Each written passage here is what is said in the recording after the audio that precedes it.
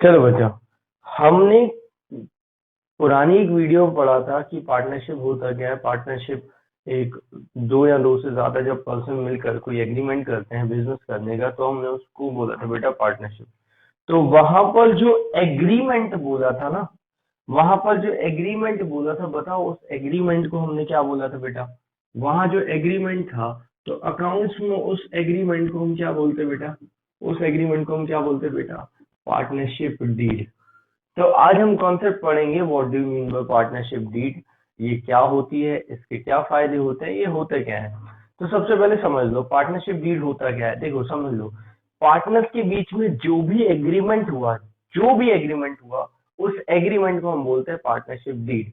मतलब मान लो अगर किसी पार्टनर्स के बीच में एग्रीमेंट हुआ कि हम 2:1 में प्रॉफिट रेशियो शेयर करेंगे, इस पार्टनर को इतनी सैलरी मिलेगी, इस पार्टनर को इतना रेंट मिलेगा, कमीशन मिलेगा, और कुछ भी, interest on capital, interest on going, जो भी चीजें पार्टनरशिप से रिलेटेड हम एग्री हुए, हम एग्री मतलब पार्टनर्स एग्री हुए हैं, तो उस एग्रीमेंट को हम क्या बोलते हैं बेटा, पार्टनरशिप डीड। याद रखना, पार्टनरशिप डीड ओरल और रिटर्न दोनों ही हो सकती है। फिर से सुनो क्या बोल रहा हूं मैं। पार्टनरशिप डीड ओरल या रिटर्न दोनों ही हो सकती है। क्लियर, ऐसा जरूरी नहीं कि पार्टनरशिप डीड रिटर्न ही हो, है ना। तो इतना बात क्लियर हुआ। इसके पहले मैंने एक और कॉन्सेप्ट पढ़ाया था, याद रखना, मैंने बहुत अच्छा कॉन्सेप्ट पढ़ाया था। ये देखो क्या क्या था वो, क्या था याद है कुछ। एक इम्प्लिसिट, पुरानी वीडियो में इससे जस्ट पहली वाली, और दूसरी क्या थी बेटा, दूसरी क्या थी बेटा, एक्सप्लिसिट। याद है कुछ, इम्प्लिसिट कॉस्ट और एक्सप्लिसिट कॉस्ट नहीं है। मैंने बोला था कि एक्सप्लिसिट मतलब जो एक्सप्रेस करके बताया गया हो, और इम्प्लिसिट का मतलब अगर कुछ चीज एक्सप्रेस करके नहीं बताई गई है तो हम क्या करें। जैसे मैंने बोला था ना, वो ट्रेन में टिकट, टीटी आया, टीटी ने पकड़ लिया हमें और हमसे बोला लाओ टिकट दिखाओ, तो हमारे पास टिकट थी नहीं। टिकट थी नहीं तो हमने क्या बोला कि हमसे तो किसी ने बोला ही नहीं कि टिकट खरीद लो। तो क्या टीटी मान जाएगा, बोलो, मान जाएगा नहीं ना। क्यों, क्योंकि ये चीज इम्प्लिसिट है। अगर किसी ने एक्सप्रेस नहीं भी किया तो भी हम इन सारी चीजों को मानकर, चलेंगे। तो सर, अगर हमने पार्टनरशिप डीड नहीं बनाई तो पार्टनर्स के बीच में बहुत ज्यादा डिस्प्यूट हो जाएगा। तो उस कंडीशन में हम क्या करें, तो वो इम्प्लिसिट चीजें, इसी को बोलते हैं प्रोविजन ऑफ पार्टनरशिप डीड। ये अच्छे से समझना, पहले समझ लेना, ये प्रोविजन तभी काम में आएंगे जब पार्टनरशिप डीड, अच्छा देखो, if partnership deed is silent oblique absent. पहली चीज साइलेंट है, साइलेंट का मतलब हमने बनाया तो है लेकिन ये पॉइंट डिस्कस करना भूल गए, तो ही ये पॉइंट्स हम क्या करेंगे, यूज करेंगे। और दूसरी चीज बेटा एब्सेंट, एब्सेंट का मतलब हमने पार्टनरशिप डीड बनाई ही नहीं है, तो हम क्या करें, याद रखना। पहले तो पार्टनरशिप डीड में जो लिखा है उसी को हम फॉलो करेंगे, लेकिन ये वाले पॉइंट कब फॉलो करेंगे, ये इम्प्लिसिट पॉइंट है। मतलब अगर कुछ चीज एक्सप्रेस नहीं करी गई है तो कहाँ पर वो, कहाँ वो, वहां पर कौन सी चीज लगेगी बेटा, कौन सी चीज लगेगी, वेरी गुड, इम्प्लिसिट। तो इम्प्लिसिट लगेगी। तो अगर पार्टनरशिप डीड साइलेंट है, नहीं तो पार्टनरशिप डीड के ही प्रोविजन यूज करेंगे, लेकिन अगर हमने पार्टनरशिप डीड बनाई है और वो वाला पॉइंट डिस्कस करना भूल गए, या हमने पार्टनरशिप डीड बनाई ही नहीं है, तो हम क्या करें, तो उस कंडीशन में, हम बढ़ते हैं आगे। टोटल 6 पॉइंट्स हैं।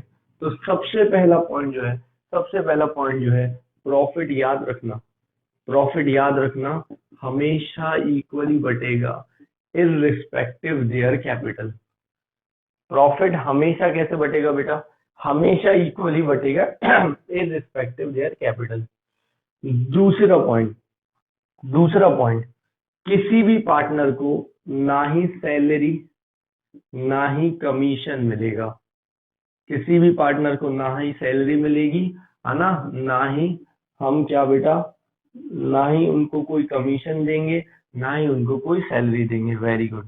तीसरा पॉइंट, पार्टनर्स को कोई भी इंटरेस्ट ऑन कैपिटल नहीं मिलेगा। तो जब हम इंटरेस्ट ऑन कैपिटल नहीं दे रहे तो हम उनसे इंटरेस्ट ऑन ड्राइंग्स भी चार्ज नहीं करते। तो इंटरेस्ट ऑन ड्राइंग्स जो है वो भी हम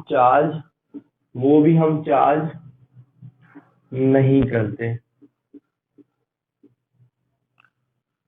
और चौथा और पांचवा और इम्पोर्टेंट पॉइंट ये अच्छे से समझना, पांचवा और इम्पोर्टेंट पॉइंट ये अच्छे से समझना, interest on loan advance by the partner, है ना। तो अगर कोई पार्टनर हमें इंटरेस्ट जो है, अगर अगर कोई पार्टनर हमें एज अ लोन पैसे देता है और अगर एज अ एडवांस पैसे देता है तो हम उसको 6% पर एनम के हिसाब से इंटरेस्ट देंगे। बोल बच्चे, इतना बात क्लियर हुआ। अब सर पहले तो मुझे मतलब समझाओ कैपिटल और लोन के बीच में। देखो, जब पार्टनर एज अ कैपिटल, मतलब वो हमारा पार्टनर बन रहा है इसीलिए पैसे लेके आया, तो हम उसको बोलते हैं इंटरेस्ट ऑन कैपिटल।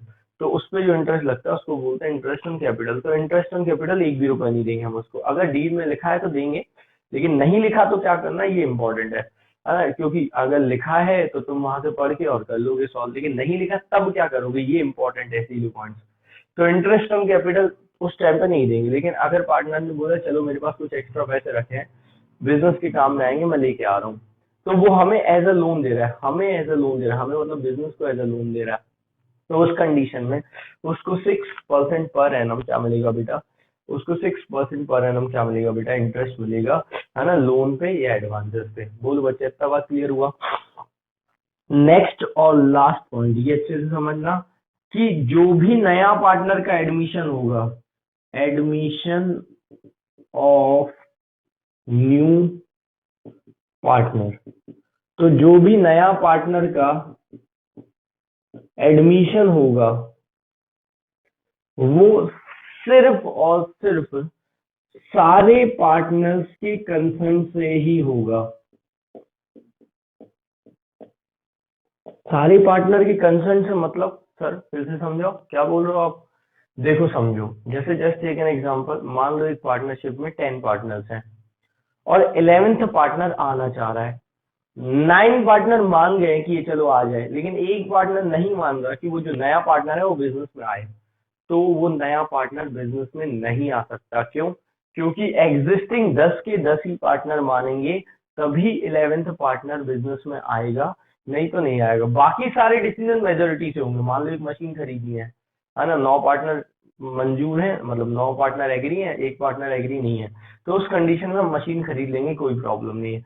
लेकिन सिर्फ एक कंडीशन में कि नया पार्टनर बिजनेस में आए, वो तभी हो सकता है जब सारे पार्टनर्स क्या दे बेटा, सारे पार्टनर्स एग्री हो, सारे पार्टनर्स क्या करें बेटा, कंसर्न दें, तभी वो नया पार्टनर बिजनेस में आ सकता है। नहीं तो वो नया पार्टनर बिजनेस में नहीं तो वो नया पार्टनर बिजनेस में नहीं आ सकता। बोलो बच्चा, इतना बात क्लियर। तो चलो इतना जल्दी से एक बार रिवाइज कर लेते हैं। इतना पोर्शन क्या हमने क्या पढ़ा, पार्टनरशिप डीड क्या है। पार्टनरशिप डीड पार्टनर्स के बीच में जो भी एग्रीमेंट होता है तो उसको हम बोलते हैं बेटा पार्टनरशिप डीड। पार्टनरशिप डीड अगर एब्सेंट होती है या साइलेंट होती है, एब्सेंट का मतलब हमें बनाई नहीं है, साइलेंट का मतलब बनाई तो है, लेकिन ये पॉइंट डिस्कस करना भूल गए, मतलब पार्टनरशिप डीड में ये वाला पॉइंट नहीं लिखा है। तो हम क्या करेंगे, टोटल कितने पॉइंट्स बेटा, 6 पॉइंट्स। वेरी गुड, गिनवाओ तो। प्रॉफिट कैसे शेयर करेंगे, वेरी गुड। सैलरी कमीशन देंगे क्या पार्टनर्स को, नहीं, वेरी गुड। क्या इंटरेस्ट ऑन कैपिटल देंगे क्या पार्टनर को, नहीं, वेरी गुड। क्या इंटरेस्ट ऑन ड्राइंग चार्ज करेंगे पार्टनर से, नहीं, वेरी गुड। उसके बाद बताओ, पार्टनर्स पे लोन, अगर पार्टनर्स ऐसा लोन पैसे लेके आता है तो हम कितना परसेंट इंटरेस्ट देंगे, 6% पर एनम। कमीशन और क्या बेटा, ओ सॉरी, जब एडमिशन होगा पार्टनर का वो किसी कंडीशन में होगा जब सारे पार्टनर्स कंसर्न देंगे। अगर एक भी पार्टनर कंसर्न नहीं दे रहा है तो वो पार्टनर, वो क्या होगा बेटा, नया पार्टनर बिजनेस में नहीं आ सकता। तो सर पहले तो सवाल आता है कि हम पार्टनरशिप डीड बनाए क्यों। तो बेसिकली इसको बोल सकते हैं इंपॉर्टेंस ऑफ पार्टनरशिप। तो बेसिकली इसके दो बहुत बड़े रीजंस है। पहला कि पार्टनर्स की ड्यूटीज, राइट, रिस्पॉन्सिबिलिटीज क्या है, ये डिफाइन होती है पार्टनरशिप डीड में। तो पहला उसकी इंपॉर्टेंस ये हो गई कि किस पार्टनर को क्या ड्यूटीज हैं, इंपॉर्टेंस है, राइट्स हैं, ये सारी पार्टनरशिप डीड में लिखी होती है, तो इसीलिए हमें पार्टनरशिप डीड बनानी चाहिए। दूसरा उससे भी बड़ा कि इफ एनी डिस्प्यूट अराइजेस, मतलब अगर किसी पार्टनर का डिस्प्यूट अराइज होता है, कि मतलब हम पार्टनर्स में डिस्प्यूट होता है, तो उस कंडीशन में ये कॉन्स्टिट्यूशन ऑफ द बिजनेस कहलाएगा। इसका मतलब इसी के बेसिस पे हम उस डिस्प्यूट को क्या करेंगे बेटा, इसी एग्रीमेंट के बेसिस पे उस डिस्प्यूट को क्या करेंगे, सॉल्व करेंगे, और हमारी पार्टनरशिप डीड क्या होती जाएगी, हमारी पार्टनरशिप डीड क्या होती जाएगी बेटा, चलती पार्टनरशिप क्या होती जाएगी, चलती जाएगी। बोलो बच्चा, यहाँ तक कुछ डाउट? वेरी गुड, समझ आ गया। गुड, चलो तो इसके आगे नेक्स्ट वीडियो में करेंगे। अगर कुछ डाउट है तो नीचे कमेंट में बताओ। थैंक यू बच्चा।